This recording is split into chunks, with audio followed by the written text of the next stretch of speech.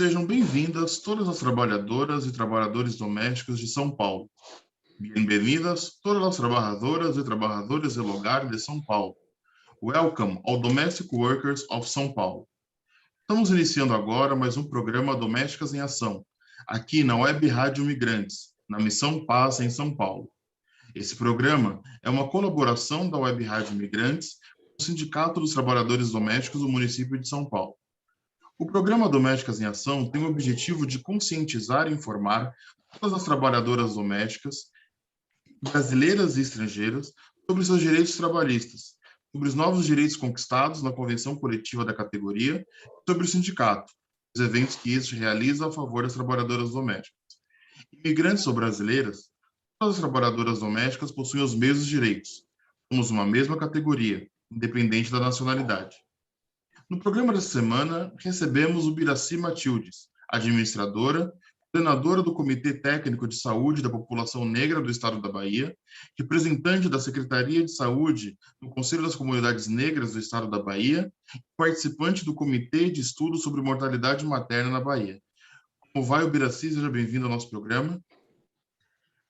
Tudo bem? Como é que está você? Muito é um bem, prazer obrigado. estar aqui. É um prazer grande.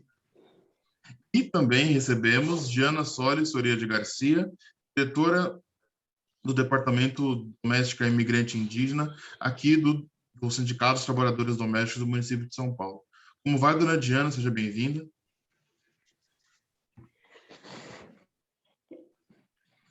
Desculpa. Boa noite, Caetano. Boa noite, dona Iburaci. Boa noite a todos os ouvintes que nos estão escutando. Estamos aqui mais para um programa de Domésticas em Ação. Agora vamos começar o bate-papo com dona Iburaci. Vamos aprender um pouco das experiências dela. Obrigada. Bem, e para justamente entender um pouco, né, dessa experiência, eu gostaria de pedir um pouco do Iburaci contar um pouco sobre a sua trajetória, né? Como que ela chegou a esse posto de lidar com a questão da saúde da população negra no estado da Bahia, né? Como que isso chegou à sua vida a chegar a esse posto dentro do estado? Foi uma batalha muito grande. Eu comecei a minha militância a partir da saúde. Eu sempre tive essa tendência de estar lutando com a questão da saúde. E sempre trabalhei como técnica em enfermagem, né? Sempre fui adepta a essa profissão. Estudei, fiz contabilidade também, nível médio, e sempre trabalhando com a questão da saúde. Comecei a trabalhar no mercado de trabalho, mas para chegar ao curso de auxiliar de enfermagem, eu fui órfã aos 14 anos e também fui empregada doméstica aos 17 anos, porque eu queria estudar. Eu sempre buscava a casa de pessoas que tinham livros, né, para que eu pudesse estudar. E como empregada doméstica, eu fui vendo a possibilidade de continuar estudando. Sempre quis estudar, nunca parei de estudar.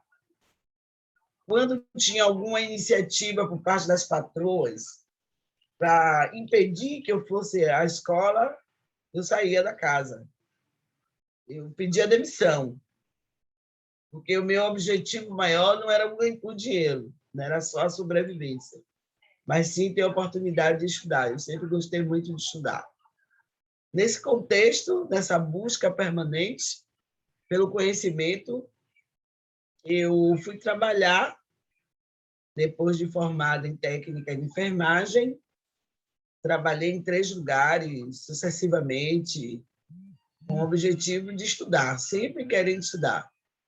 Na época, eu fiz 2 nível médio, porque na época podia, agora não pode. Então, eu fiz técnica de laboratório e fiz contabilidade. Continuei trabalhando como técnica de enfermagem. Felizmente, teve um atropelo na minha vida, que foi o casamento. Eu parei de estudar para criar as filhas. Tive 2 filhas, mas sempre com a perspectiva de querer estudar. E assim, eu criei as meninas e voltei a estudar de novo. Fui para a faculdade. Fui gestora no município de Salvador e descobri uma linha importante de conhecimento, que era compreender objetivamente o papel do Estado.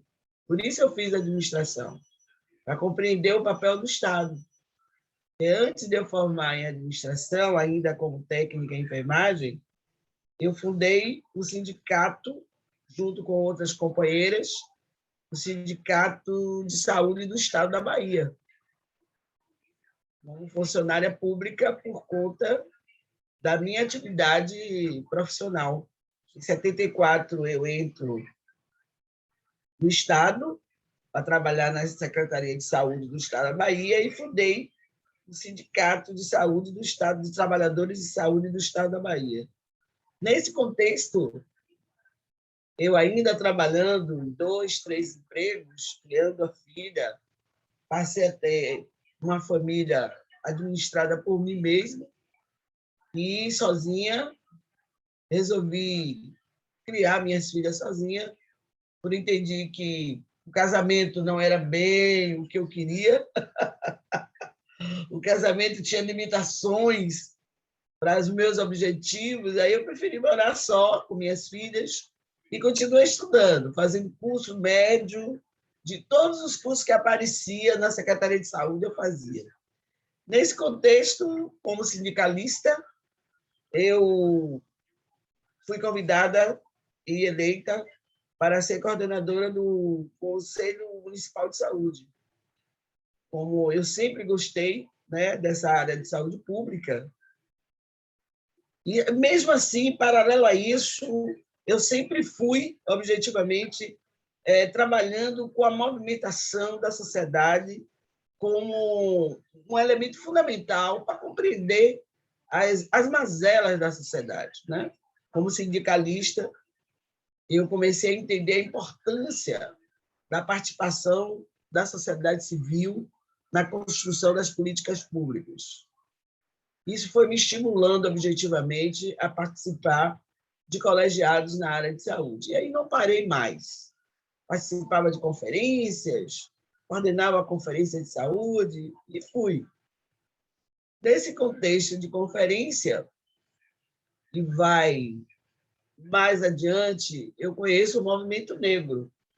Dentro do próprio sindicato, eu conheci uma companheira farmacêutica e aí ela me leva, objetivamente, a conhecer o movimento negro. E aí me apaixonei pelo movimento negro, me identifiquei, né, com a luta de emancipação da mulher também, que é uma outra vertente da minha formação, né? A formação de mulheres emancipacionistas, e me filiei ao Partido Comunista do Brasil, que até hoje milito no partido, mais de 30 anos militando no partido, e conheci objetivamente a luta emancipacionista. Essa luta emancipacionista, ela me dá várias vertentes sociais e política. E aí eu fui me apaixonando pela luta das mulheres com o recorte racial. Participei de várias conferências de mulheres, participei também de várias confederações, organizava internacionalmente também esse movimento, militei numa entidade mista chamada União de Negros pela Igualdade, que é uma entidade nacional, tem até em São Paulo. Ela está em 22 estados. Fui coordenadora nacional durante muito tempo. Hoje eu não sou mais. E, paralelo a isso, sempre com a vertente da questão emancipacionista feminista. Hoje eu me autodeclaro mulher negra feminista. Saí dessa entidade, que é a entidade de homens e mulheres, e hoje eu milito no Fórum Nacional de Mulheres Negras, coordeno nacionalmente. Então, essa é um pouco minha trajetória política e também considero profissional, porque foi um movimento social que me deu regra e compasso para chegar onde eu cheguei hoje, né? Trabalhar na Secretaria de Saúde e estar numa coordenação de políticas de equidade. Eu coordeno 7 políticas de populações historicamente excluídas. Enfim, isso me levou a fazer várias viagens internacionais para o Peru, né, para a América Latina, participando de encontros de mulheres e defendendo sempre a questão das mulheres, onde eu encontrei nessa luta algumas lideranças, né, do Sindicato das Trabalhadoras Domésticas. Aqui na Bahia, eu sou muito amiga de Creuza Oliveira e fizemos várias parcerias no processo de construção da luta mesmo emancipacionista. Então, essa é um pouco a minha trajetória, né? Eu costumo dizer que o movimento é a minha faculdade maior, né? É a luta que me deu conhecimento. A universidade ela só complementa e abre um universo intelectual e científico, mas que me deu toda a bagagem de conhecimento foi exatamente a militância. E o estudo, e o autoestudo. Eu sempre fui autodidata, né? E isso me faz, objetivamente, compreender o conhecimento eclético da sociedade e compreender a diversidade da sociedade. Não só a academia me deu isso, mas a minha própria formação de leituras, de debates, de envolvimento. Não parei para cuidar da minha vida particular apenas. O movimento, para mim, sempre foi uma forma de compreender a diversidade da sociedade brasileira e internacional também, e compreender o racismo estrutural que existia no Brasil. Como a população negra ainda vive numa situação extremamente de vulnerabilidade. E isso me entusiasmou cada dia mais a entender esse universo e praticar ações que possam diminuir as desigualdades entre as pessoas negras e brancas. Então, participei de várias lutas, de várias composições internacionais, viajei para a África também, participei da Conferência de Durban, que agora está fazendo 20 anos, esse mês faz 20 anos que aconteceu a Conferência de Durban. Então, foi uma experiência também muito grande a participação no Brasil para Beijing, e dentro do encontro feminista, a gente abriu o debate do feminismo negro, né, dentro da composição do feminismo, a gente entender a importância objetiva de que, mesmo dentro das lutas emancipacionistas, as mulheres negras continuavam sendo discriminadas, inclusive pelas próprias mulheres brancas. Então, isso, para mim, foi um divisor de água muito grande na militância feminista emancipacionista do Brasil e também da América Latina. Então, eu acho importante, objetivamente, não importa qual a vertente que você esteja trabalhando, mas o estudo, né, o autoconhecimento é extremamente importante para a libertação das mentes e também das ideias.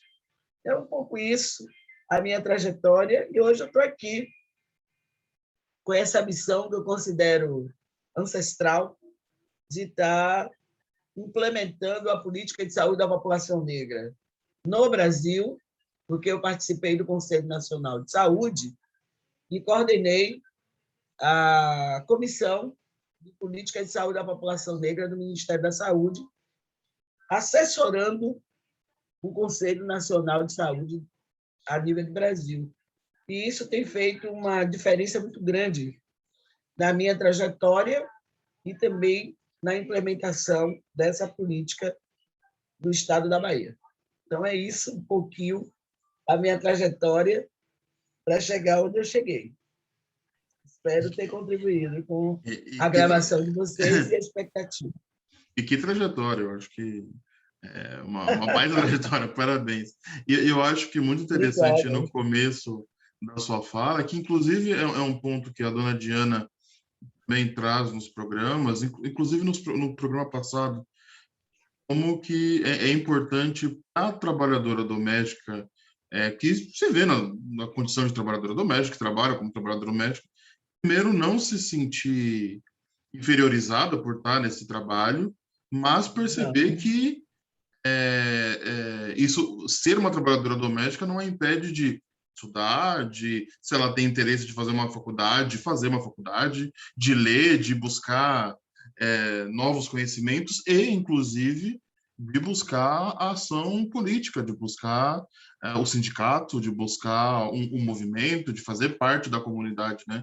Eu acho que isso é algo que a sua trajetória ela traz que para nosso programa é bem interessante, né? Como que aquela Ubiraci, 17 anos, trabalhadora doméstica, não se sentiu impedida de estudar, de crescer, e hoje fazendo tudo isso que faz, né? Com essa trajetória tão bonita que você trouxe para a gente, né?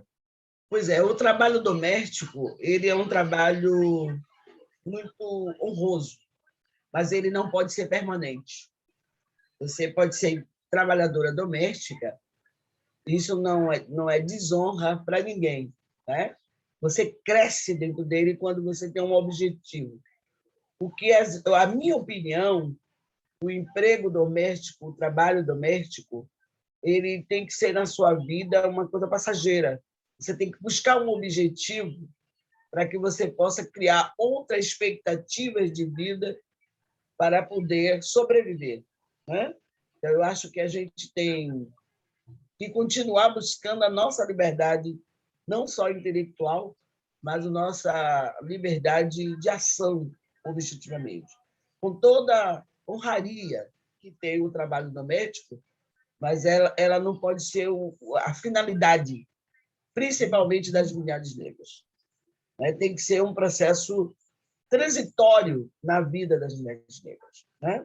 O trabalho doméstico é honroso, ele não mete vergonha a ninguém. Minha mãe criou da seguinte forma: é melhor pedir do que roubar. Minha mãe dizia muito isso para a gente. É melhor ser qualquer coisa trabalhando e não pedir e não roubar. Então, eu fui criada nessa consigna.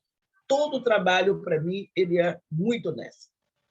É você vender sua força de trabalho, vender a sua intelectualidade para desenvolver bem aquela ação, é extremamente importante, não só para você enquanto pessoa, mas como para a sociedade. Então, o emprego doméstico está nesse escopo, mas, na minha avaliação, ele não pode ser, não, se tornar uma acomodação para as mulheres, em particular as mulheres negras. Por isso, eu busquei o estudo como saída objetiva dessa, para vender minha força de trabalho de outra forma, que é um trabalho honroso, mas que ainda traz muitos requisitos da escravidão, particularmente para as mulheres negras e mulheres brancas que precisam ser empregadas domésticas, né?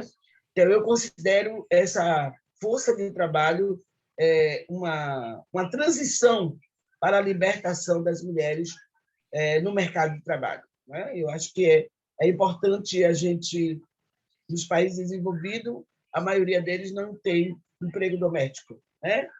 Então, a gente precisa buscar esse desenvolvimento dentro de nós. Não vergonha de ser empregada doméstica, mas trazer isso como um elemento fundamental para que a gente possa buscar e alcançar outros degraus na sua vida, tanto intelectual como também de força de trabalho no mercado, para que a gente não se acomode objetivamente nessa questão do emprego doméstico ou do trabalho doméstico, para que a gente possa crescer objetivamente e também a gente ser patroa. Se puder é bom, eu também quero, né?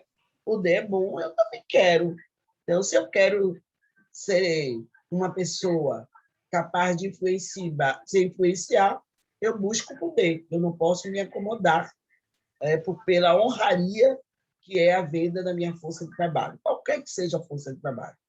Mas eu estou me referindo agora ao emprego doméstico, por conta dessa necessidade que a gente, enquanto mulher negra, a gente tem que sempre buscar o poder, porque nós não nascemos apenas para ficar na base da pirâmide social, né? Nós temos que galgar posições, não se acomodar.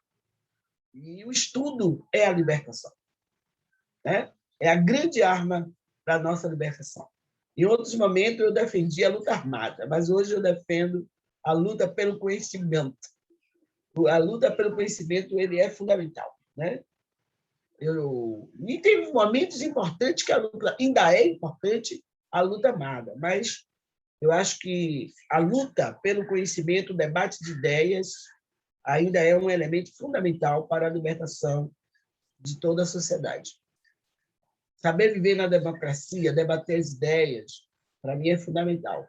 Então, para a gente ter essa capacidade, a gente tem que evoluir intelectualmente e também galgar posições de poder. Nós precisamos disso.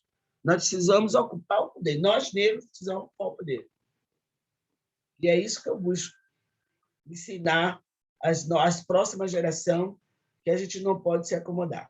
A gente tem que ir para cima da pirâmide, né? Principalmente nós, mulheres negras, que continuamos na base da pirâmide social. Sim. Nós ainda não estamos no poder. Apesar de mais de 500 anos de ocupação do Brasil, mais de 300 anos que vivemos de escravidão. Então, isso é muito importante, que a gente resiste. Não ter vergonha de ser empregada doméstica, mas usar esse patamar para alcançar o poder é muito importante. Isso é uma coisa que, inclusive, a dona Diana sempre faz no programa, né, dona Diana, de como na sua própria trajetória, né? Uma vez entrando no movimento do sindicato, se tornando diretora, quer dizer, que era algo impensável. A senhora sempre diz, né, que era impensável para a senhora isso, e hoje a senhora é diretora do sindicato, representante, no caso aqui de São Paulo, das trabalhadoras migrantes, né, que também é uma outra característica, né, um outro ramo, né, de preconceitos, de questões, mas como esse desenvolvimento está presente no dia a dia, né? Isso aí, Oi? Isso mesmo, porque eu mesma penso, como que eu cheguei aqui? Como que eu estou aqui agora? Comecei com um processo de uma patroa, né? Em 2014, aí em 2017 já fui escolhida como a primeira diretora imigrante de um sindicato, a primeira sindicalizada do Brasil, e agora também sou a primeira diretora imigrante da Federação Nacional das Trabalhadoras Domésticas de São Paulo, do Brasil. Então, para mim, isso é assim uma coisa que eu nunca pensei que ia acontecer isso. Eu não tenho uma faculdade, eu acabei só colegial, mas o dia a dia é a nossa escola, que a gente aprende com o dia a dia. É o que eu falo para as meninas no sindicato. Não tem que falar, eu não posso, eu não consigo, eu não sou capaz. Todos somos capazes. Todos temos que vencer nossos medos, que a gente aprende tudo. Ah, eu não posso, você pode sim. Ah, eu não tenho capacidade, você é capaz sim. Você tem sim. Você é forte, você é poderosa. Você é uma trabalhadora doméstica.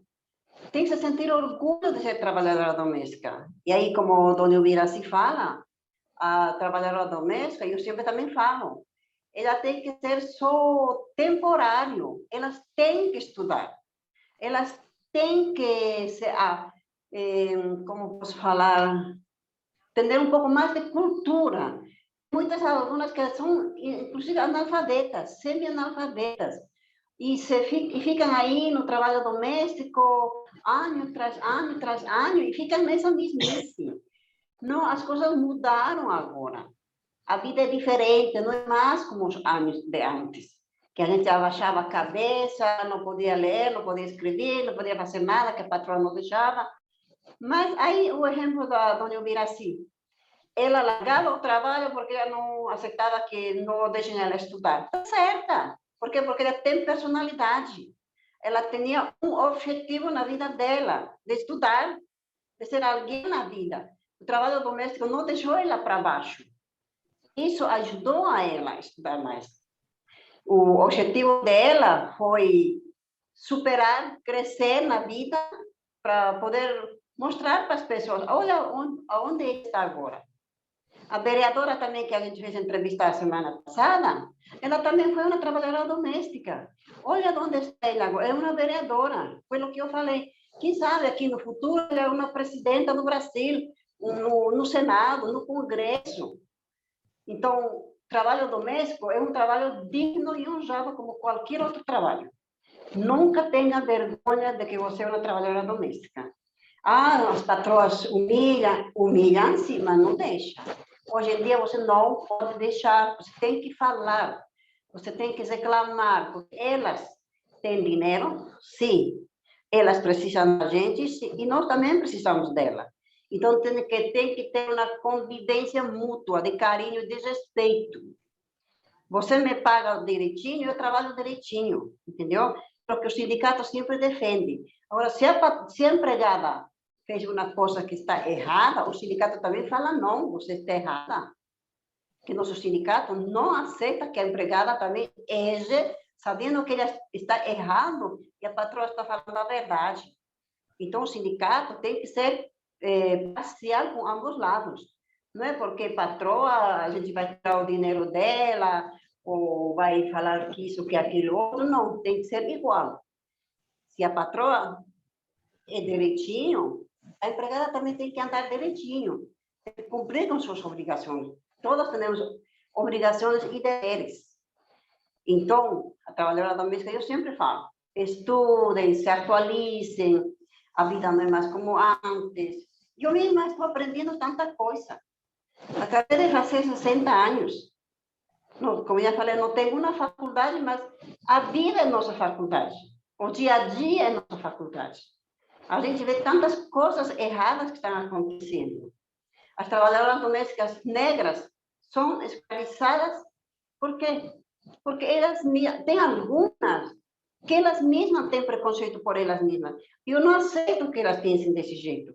Elas têm que mostrar que elas são negras, sim, com orgulho. Daí se são negras, qual o problema? E daí se são imigrantes. As imigrantes também são tratadas como escravas. A escravidão acabou, não tem mais escravidão. Então, a trabalhadora doméstica imigrante, ela está mais invisível. Ninguém sabe, quase ninguém sabe onde tem uma trabalhadora doméstica imigrante. Se fala de trabalhadoras domésticas, aqui e allá, mas cadê as imigrantes? Ninguém sabe aonde que estão. Infelizmente, não temos autoridade para ir na casa das patroas para verificar se aquela trabalhadora doméstica está sendo tratada direitinho, ou se ela está cumprindo com o trabalho direitinho. Então, essas coisas nos deixam com as mãos atadas também. O sindicato não tem essa autoridade de ir nas casas. Mas nós levamos no sindicato para as reuniões, para as assembleias, as sócias, porque as sócias são a base do sindicato. Se elas não falar o que estão passando no trabalho, como nós, diretoras, vamos saber e poder ajudar elas, para poder orientar a elas. Então, elas têm que vir no sindicato, para a gente saber o que está acontecendo, se está bem, se não está bem, porque às vezes doentes estão trabalhando, ou faltou a patroa desconto do salário dela que está doente. Tantas coisas que acontecem. Então, eu fico assim, eu olho para a senhora, vereadora da semana passada, eu me sinto feliz de saber que vocês também foram trabalhadoras domésticas. E vocês superaram. Não ficaram aí, não ficaram aí paradas, quietas. Trabalhadora doméstica, ano tras ano, envelheceu, chegou 60, 70 anos no trabalho, sai com uma mão na frente e outra atrás. A mania das professoras, das patroas que falam que é da família, aonde que a doméstica é da família? É mentira. As pobres meninas vêm no sindicato de um jeito, de Dona Viraci, chorando. Algumas parece que estão com a cabeça já virada, assim, sabe, com desespero. Elas não sabem de onde estão. Ficaram anos trabalhando em uma casa, falando que a patroa fala que é da família. O patrão morre, a empregada sai com uma mão na frente e atrás. Oxe, mas eu era da família. E agora o que aconteceu? Mas você não acha, Diana? Da família? Então, é triste. Mas você não Pode acha, falar. Diana, que essa coisa de dizer que essa força de trabalho, que são as empregadas domésticas, o emprego doméstico, é uma força de trabalho. E esse artifício de dizer que é da família são requisitos da escravidão. É para não garantir os direitos que essa pessoa que está vendendo sua força de trabalho tenha seus direitos garantidos.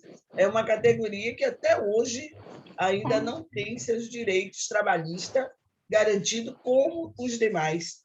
Então, nós precisamos compreender essa armadilha do racismo, da opressão das pessoas ainda na sociedade brasileira que fazem com o emprego doméstico, com o trabalho doméstico.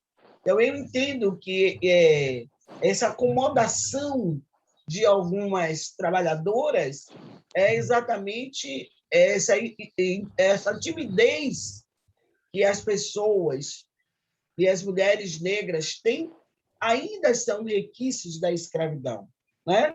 Nós, mulheres negras, ainda no século XXI, nós observamos como nós ainda temos traços de comportamentos de escravas ou escravos, que também os homens, em alguns momentos, apresentam essa sintomatologia. Então, nós precisamos trabalhar nossa autoestima, dizer que nós somos igual a qualquer outra pessoa e que nós temos direito de ir e vir a qualquer momento, conhecer os nossos direitos. Por isso que eu penso que a luta de classe, como é a luta das trabalhadoras domésticas, das trabalhadoras públicas, das trabalhadoras de saúde, é exatamente compreender os seus direitos. Porque tem empresas que ainda tratam as técnicas e auxiliares de enfermagem como se fosse a sua empregada doméstica, como era antigamente. E eles não compreendem que nós somos trabalhadoras públicas, né? Nós somos trabalhadoras públicas. Então, todas as pessoas que trabalham em casas são trabalhadoras domésticas. Então, nesse contexto de compreensão, nós precisamos fazer trabalhos de conscientização dessas trabalhadoras domésticas e também a conscientização da autoestima enquanto mulheres negras, porque o que está no bojo do processo é exatamente o racismo, é o sexismo, é a homofobia, que está no contexto das relações e que essas mulheres, que a maioria porque o emprego doméstico tem uma particularidade que é um trabalho infantil. Ainda existe muitas trabalhadoras domésticas que não era para estar trabalhando porque são adolescentes, são crianças, que são pobres, pretas, estão enganadas no interior do estado, como vem para a cidade, para estudar e se torna uma pessoa completamente oprimida dentro do emprego doméstico, dentro do trabalho doméstico. Como o mês passado teve uma entrevista em Salvador que me chamou muita atenção, uma pessoa que trabalhava há mais de 40 anos dentro de uma casa e não tinha nenhum direito, né? Nenhum direito garantido, até de estudar, ela não sabia nem falar direito, porque ela não era uma pessoa que tinha liberdade dentro dessa casa, né?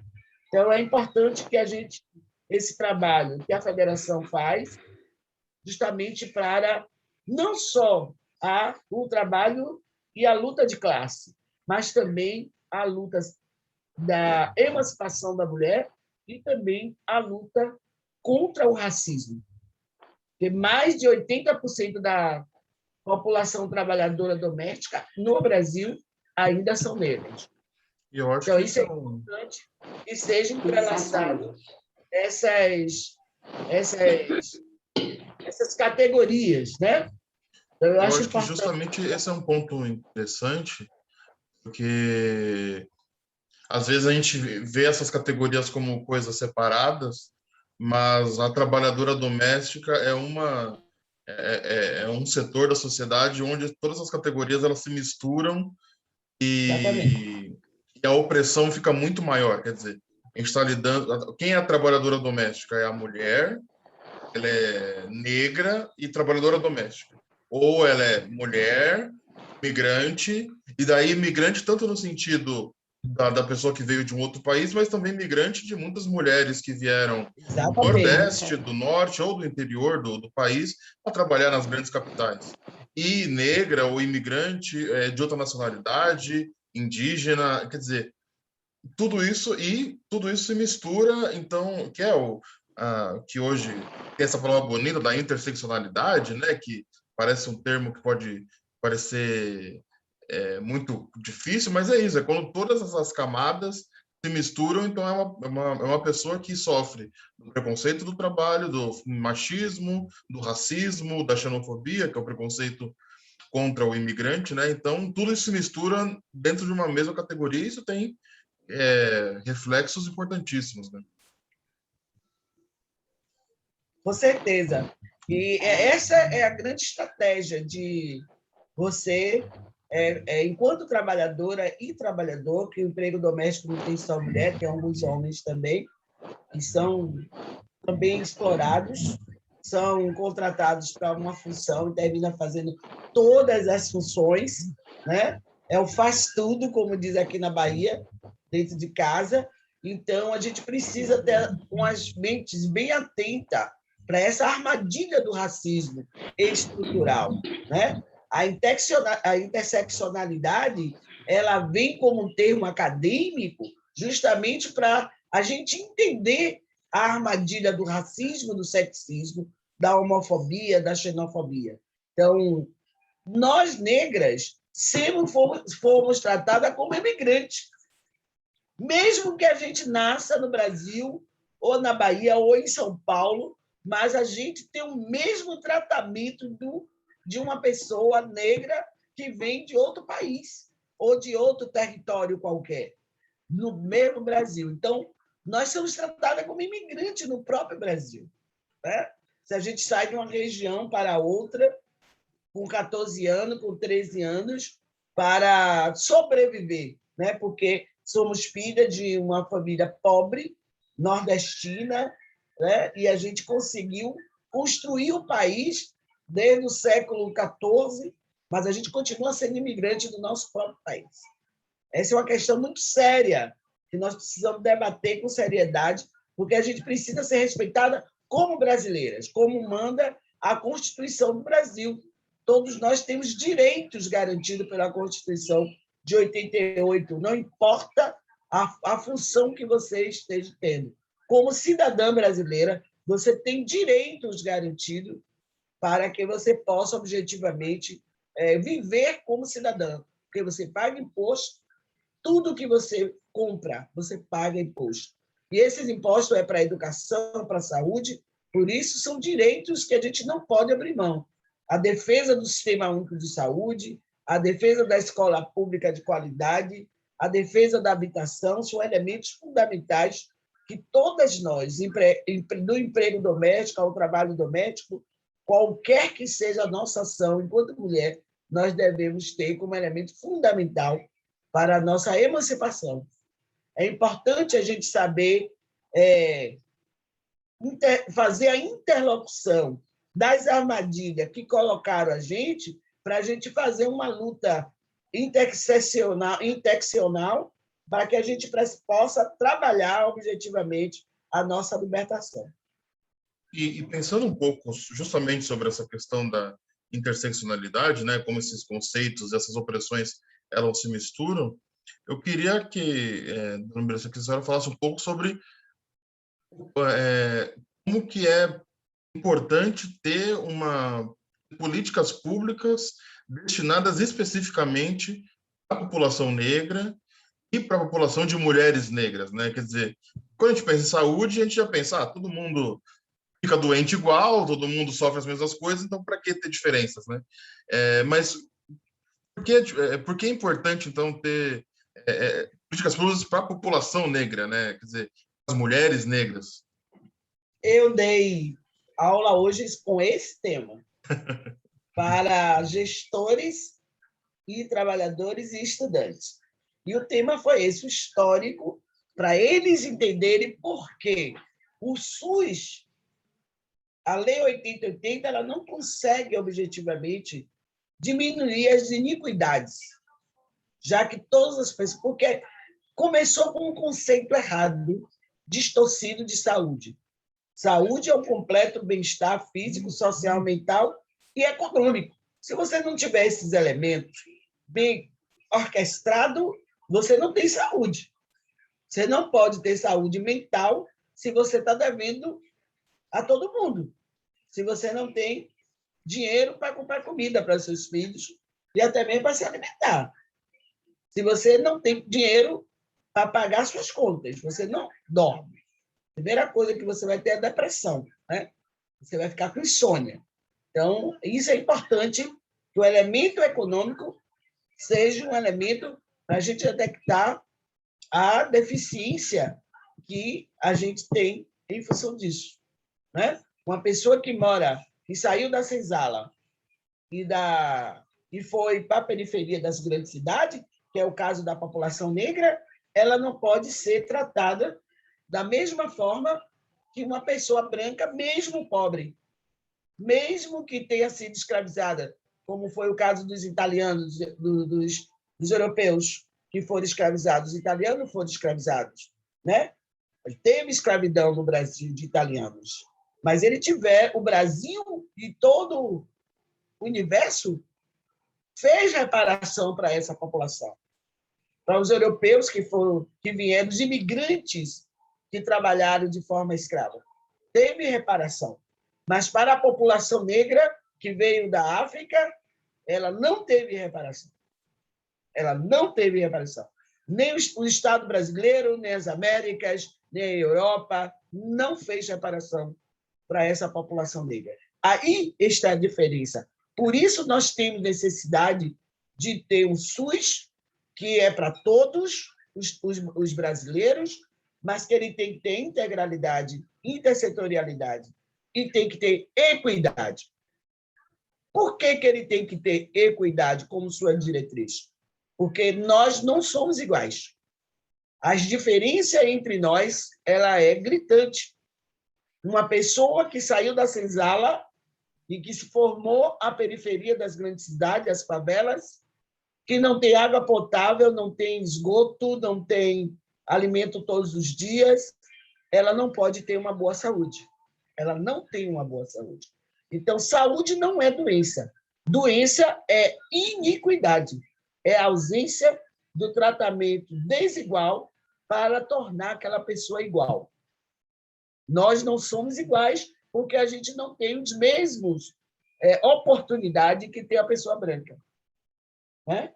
Mesmo entre nós negros, nós temos desigualdade biológica, porque a discussão do racismo ela não é biológica, ela é social e econômica. Né? Mas essas desigualdades sociais e econômicas ela resulta objetivamente na questão das iniquidades, que aí iniquidades é doença, né? Que é a ausência de um tratamento desigual para que precisa mais. Tratar desigualmente para chegar à igualdade. Então, isso, durante os anos todos esses séculos, a população negra ela teve no abismo social. Então, não dá para a atenção básica de saúde não ter um terceiro turno para as trabalhadoras domésticas ir para o médico, por exemplo. Né? A atenção básica precisa ter unidades trabalhando no terceiro turno para atender as trabalhadoras domésticas, os trabalhadores do chão de fábrica que sai da fábrica e não tem plano de saúde e não vai. Os homens, em particular os homens negros, vão menos ao médico do que as mulheres negras, porque não existe um sistema ainda funcionando para que possa atender esta população que trabalha 2 turnos ou 3 turnos para ir cuidar da sua própria saúde.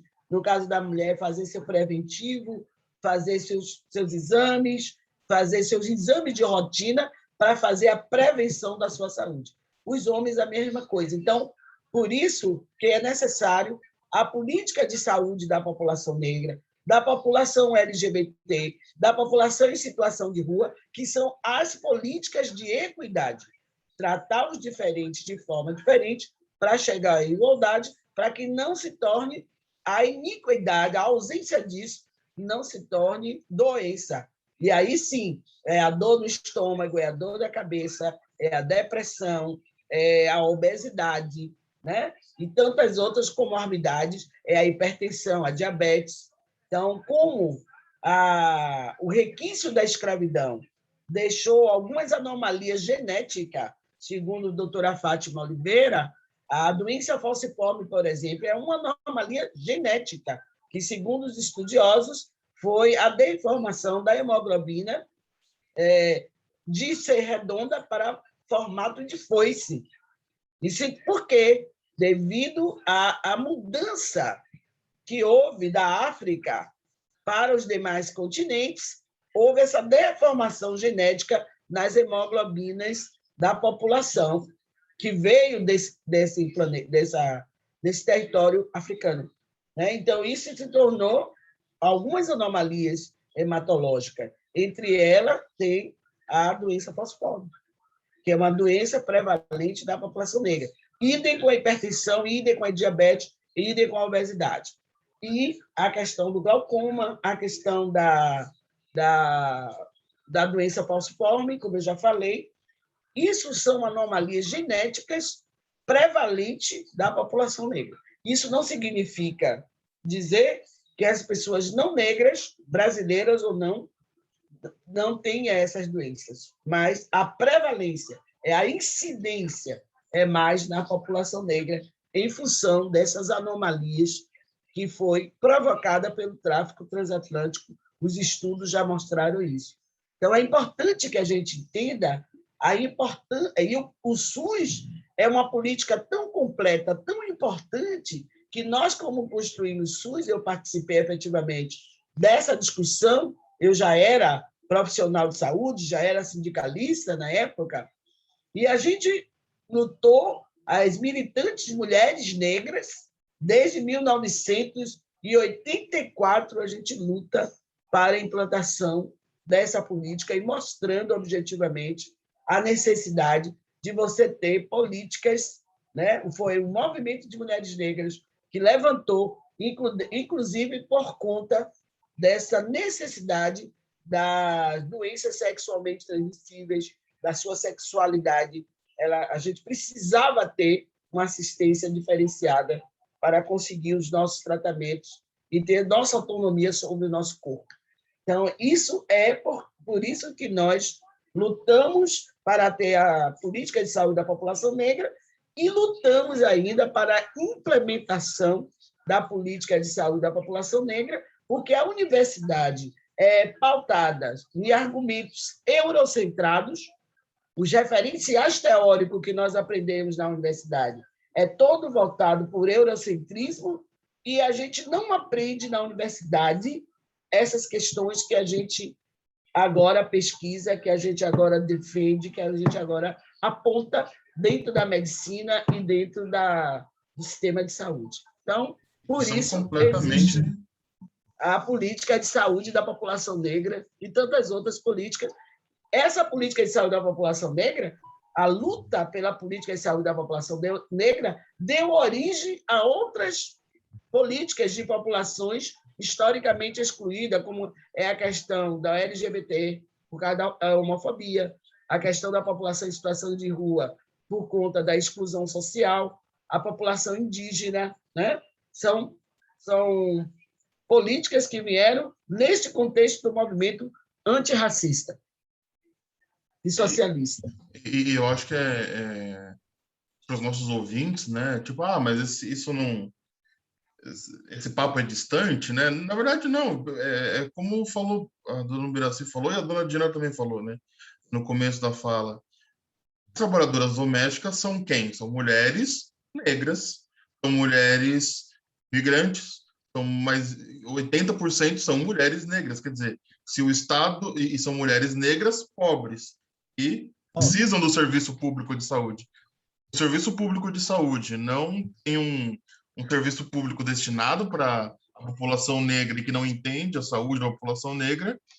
Que saúde é essa que está sendo oferecida para essa população, né? Então, entender essa política pública é diretamente necessário para trabalhadoras domésticas. Eu acho que esse é o ponto, né? Isso é uma coisa que também a gente vem falando e, de certa forma, tangencia alguns programas aqui do Domésticas em Ação, que é isso, como que a luta da trabalhadora doméstica não é simplesmente a luta pelo 13º salário, pela carteira de trabalho, pelo FGTS, que são lutas absolutamente obviamente necessárias, mas é a luta pelo serviço público, é a luta pelo dia a dia, pelo fim do racismo, é a luta por diversas outras coisas que também são a luta da trabalhadora doméstica. Exatamente. Eu acho que é importante a gente fazer a interseção também entre gênero, raça e classe. É importante a gente fazer isso, porque senão a gente divide muito as concepções de luta, né? A interseção de lutas é extremamente importante. Então, o sindicato é importante, a luta pela emancipação das mulheres é importante, a luta contra o racismo, e tudo isso está no bojo do trabalho doméstico, né? Nós começamos a nossa luta no bojo do emprego doméstico, do trabalho doméstico. Então, é importante que a gente faça isso, tenha essa consciência de classe, para defender o Sistema Único de Saúde, para defender objetivamente trabalho decente, né? Nós não podemos achar que qualquer trabalho é trabalho, nós temos que ter trabalho decente, que a gente tenha folga, que a gente tenha um bom salário, que a gente tenha qualidade de vida naquele trabalho, um trabalho que lhe dê condição de dar 8 horas, que você tenha folga. Tudo isso são lutas importantes e é uma luta de classe, né? Então, a gente também tem que lutar contra a violência que esses trabalhadores e trabalhadoras sofrem, né? A violência doméstica, ela não é só do homem para a mulher, não. Tem violência doméstica de patrão para patroa, né? E tem a violência doméstica da patroa, do patrão para os trabalhadores domésticos. Então, isso é importante que a gente contextualize, porque a violência também é uma questão de saúde pública.